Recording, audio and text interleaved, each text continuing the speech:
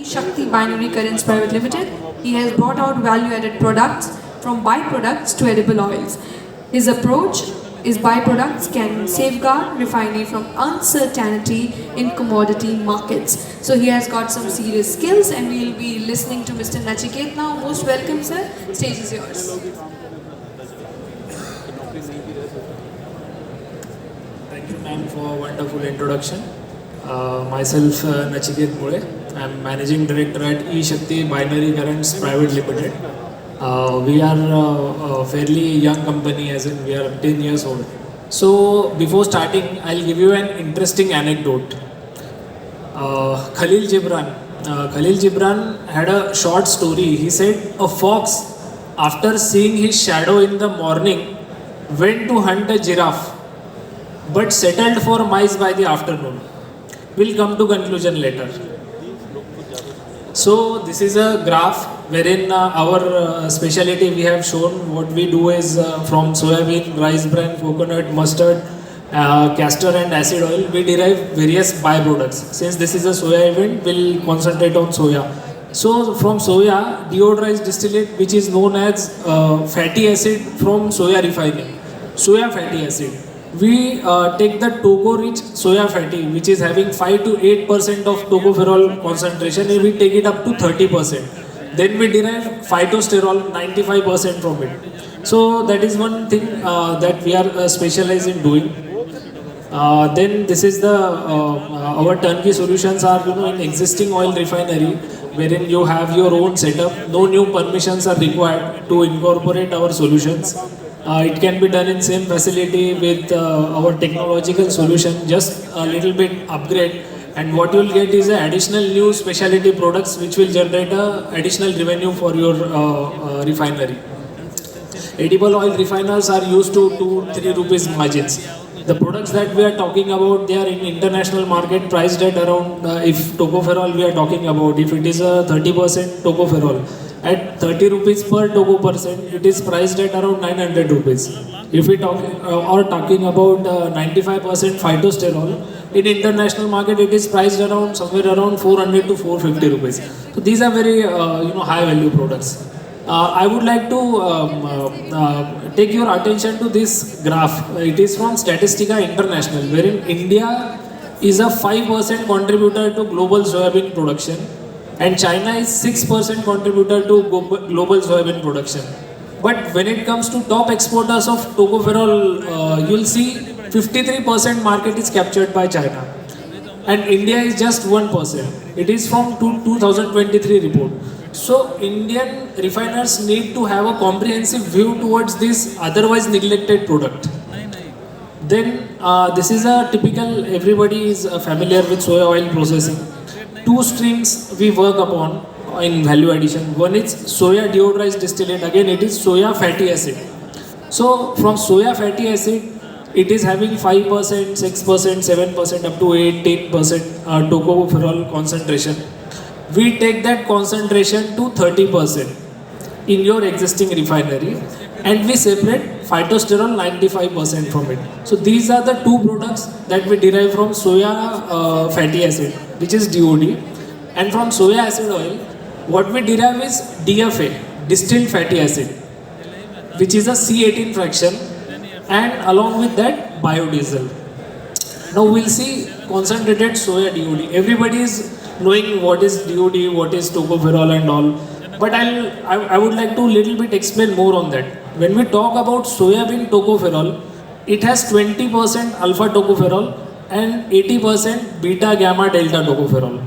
And alpha tocopherol can be inhibited, body has receptors for alpha tocopherols. So soya tocopherol has very high international demand as compared to sunflower tocopherols. This byproduct, with implementation of our technology, what you get is 2-3 streams you will get. One is fatty acid rich in esters, one is concentrated DOD 30%, and one is phytosterol. And what is the market? Edible oil refiners are used to B2C markets, and these are the B2B products. So there is one fear that where to market these kind of products. But to your surprise, you'll be glad to know that international market is deprived of these products. In Indian context, if you see soybean import data, you will find lot of existing edible oil refineries are importing degummed soybean oil from Argentina, Brazil. Now we'll think about it. What if you are exporting already degummed soybean oil from Argentina and Brazil? You replace it with DOD imports. So the major problem in soya fatty acid concentration business is the feedstock. That is the main challenge industry faces, because with 0.5% FFA you remove it in the deodorizer, and the 100-ton refinery will generate with 0.5 roughly 500 kgs per day. So that 500 kgs per day, monthly they will generate roughly 500 into 30 is 15 metric ton. For 15 metric ton concentration, it doesn't make any sense. But this is not the business that you see in isolation, that I'll put up this refinery, put up this value addition only for my plant. You need to fight, you need to compete in the international market and get the product derived. Once it is done, it's cakewalk. Selling it sells like hotcake. You need to focus upon sourcing of feedstock. Then next product is soya phytosterol. It's a white powder. Phytosterol we might not connect, but what we can connect is cholesterol. Cholesterol is animal sterol. Yeah, thank you. Cholesterol is, it is, it chokes the heart, it blockages, everything like that. But when you replace it with phytosterol, it's a plant-derived sterol, and there are already 250 odd varieties of sterol that have been isolated. So the idea is to take the phytosterol out from the stream and market it as it is. So this product is valued at 350 to 400 rupees. You see, the products that we are talking about are already 3, 4, 5, 6 times costlier than the main product, which is edible soybean oil. So this is soya phytosterol. Then distilled fatty acids. Distilled fatty acids are again neglected, one of the neglected products in the market. What is distilled fatty acid? Any fatty acid we can call distilled fatty acid. But when we are talking about soybean, it's C18 fraction. This C18 fraction is rich in oleic, linoleic and linolenic. Oleic acid having iodine value somewhere close to 90 plus, linoleic has 260 plus, linoleic has 180 and linolenic has 260 plus. So in the market, the demand for C18 rich DFA with iodine value more than 125, 128 is high. It goes into paint industry. So that product sells around 95 to 100 rupees per kg. Imagine the price difference between the raw crude soybean acid oil versus the distilled fatty acid. So that is the opportunity there. If you see the manufacturers, there are hardly 4 to 5 manufacturers doing these kind of products. Again, one interesting thing I would like to point out, in concentration of tocopherol from edible stream, there are hardly 4 to 5 players in India.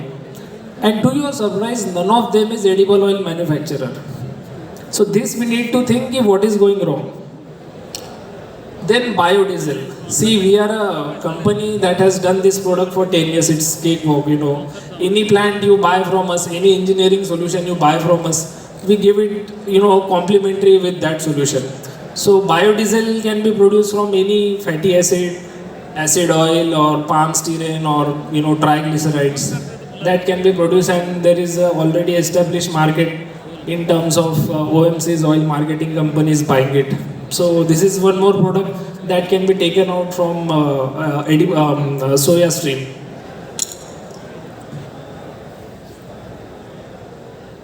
Then market scenario I would like to stress upon a little bit. As I have said, only 4-5 companies are there in this concentration business. The strength of edible oil refinery is their network. They have a network in terms of sourcing of what is difficult for establishing a refinery. You need to have feedstock. So that feedstock you are already competing. You don't think that already there are 100 soya refiners. I'm going, what will I get if I double my capacity? Suppose I have a 100 metric ton refinery, I'm planning to double the capacity. With that capacity doubling, what you do is you add up to competition. There you don't think "Ki already 100 are there, what will I do?" You compete for feedstock. But when it comes to unexplored market like tocopherols, why do we fear that there is already competition and things like that? We need to build your own business. That is what I would look at it. The potential is huge. If you see, four times we are talking about, if a 5% tocopherol at 32 rupees is priced at somewhere around 160 rupees per kg. At 20% at 30 rupees means it's 640 rupees per kg. So threefold increase in margins, price. But utility won't be that much. What do you think? Utility will be 100 rupees. So that you need to explore at stall number 29. We'll give you details about how to do it phase wise. Then again, future readiness. Few years back nobody was thinking about physical refining. Then time came wherein we started to think that we need to bring utility costs down, we need to bring solvent losses down, but we didn't go beyond that. What we are saving is peanuts. We need to think that we need to multiply our margins. What we are doing is we are just doubling our turnovers, but margins are wafer thin. Unless our margins are in multiple times, these kind of investments, they'll stand still after we have seen recently what government policy has done to edible oil refining. And then again I'd like to reiterate that industry needs to take a positive look towards processing of edible oil byproducts. Unless you find value in your edible oil byproducts, it is difficult. The times ahead are challenging and opportunity is huge. Those who take a shot into these kind of products, they definitely have a better future. Thank you very much.